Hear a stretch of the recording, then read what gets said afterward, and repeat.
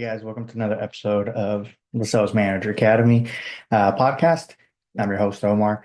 And one of the things I want to talk today about is coaching, right? Obviously, that's what we do over at the Sales Manager Academy. That's what I focus on. I help other leaders, sales leaders like yourselves, when it comes to improving their coaching experiences in their markets and their districts. And one of the biggest things I've always come across, and it never fails, is this notion that you've done coaching once and that should be enough, that your people should be able to pick it up on their own, and that's that. You, as a leader, don't have to do anything. And I'm here to tell you that that fantasy doesn't exist. There is nothing on this earth that happens without consistent practice. Okay. Let me repeat that again. There is nothing that happens without consistent practice. It doesn't matter if you're a pro athlete. It doesn't matter if you're a career professional. There's going to be a lot of practice that goes into what you're doing. You can't expect your team to just do something once and that's it without you being there to consistently reinforce it and helping coach your coaches, train your trainers to be able to do the exact same thing.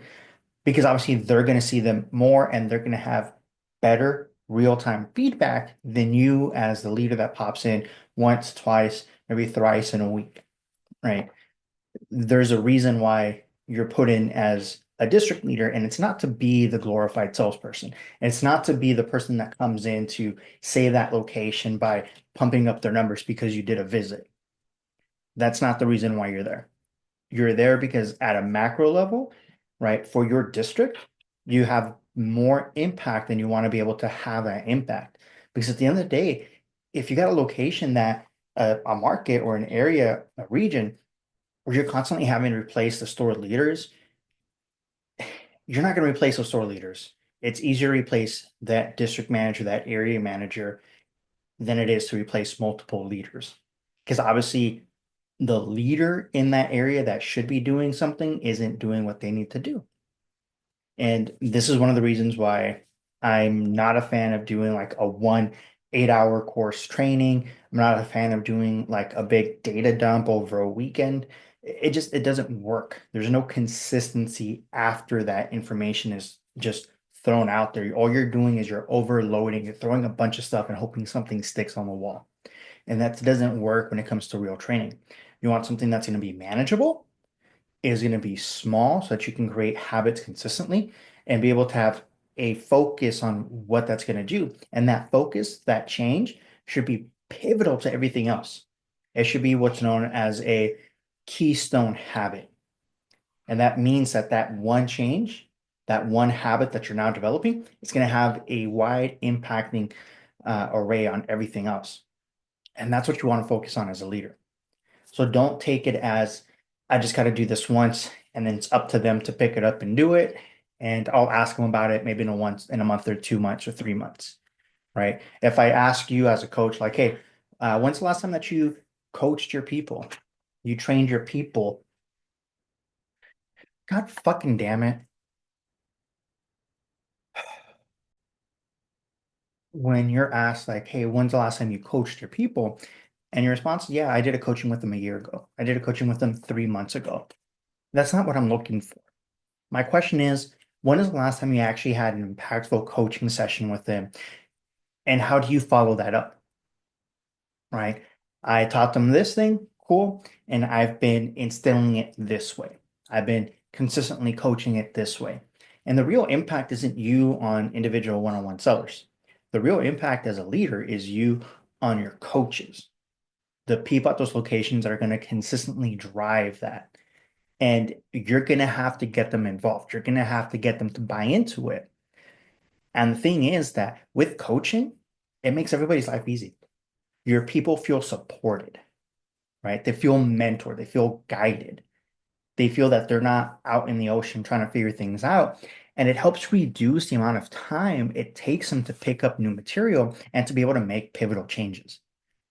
So you're able to adjust to the market changes almost instantly because they understand, all right, and yes, we're going to have to make a change. We're not going to be the happiest with it, but there's a reason why we're having to make this change. your coaches are able to talk better towards those changes and be able to make better decisions when it comes to how to adjust their coaching style with their people. Because now they're having an understanding of like the conversations I have, the interactions I have are far more impactful than what I thought was imaginable or far more impactful than I gave it credit. And now we're seeing those changes in more in real time.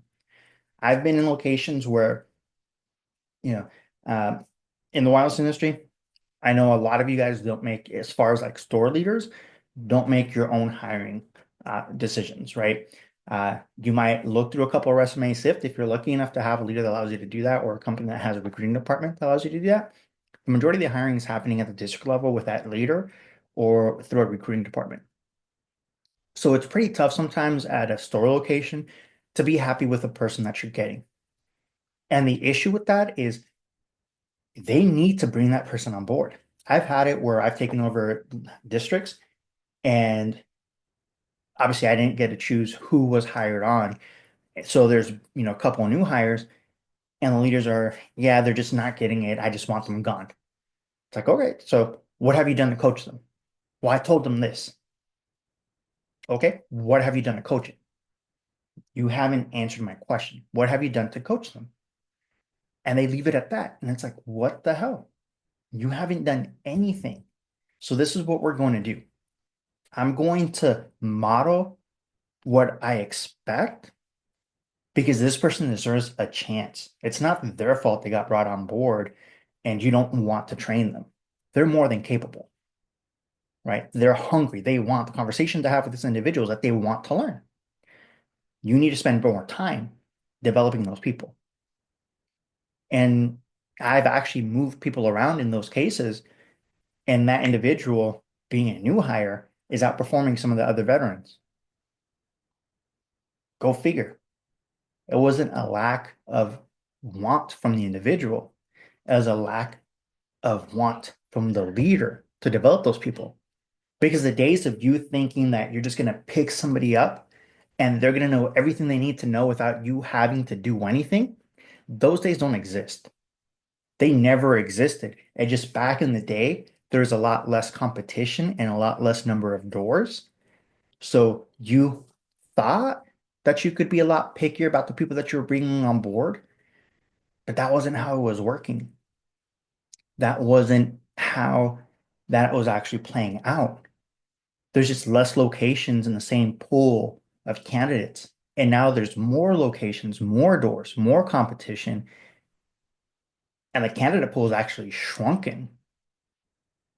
So you have to take it a step further and be able to develop people. And when you develop people, that's a better thing for you, for the organization, because now you have to work less, you get to worry less, you get to stress less, and those people are going to stick around longer. They're going to grow within the organization, whether it's in the field, right, in the sales, or the operation side, because they actually have working knowledge of the field, things that can help improve the organization as a whole. And you'd be surprised what you could do with that. So I'll leave it there. You gotta coach your people. You gotta spend time doing it. It is an investment at the beginning that's gonna take a little bit longer time and focus to do. But once you got it down, just like everything else that you practice, it becomes super simple. It becomes like clockwork. You don't really have to truly think about doing it because you're living it. You're experiencing it, and everybody else that's getting involved gets to see that. And that's the beautiful thing about coaching. You got to do it. And your people are going to grow and flourish. And you, as a leader, are going to have a much better experience blowing your mind in that respect. Right, guys? So let me know what you guys think on this. I'll catch you on the next one.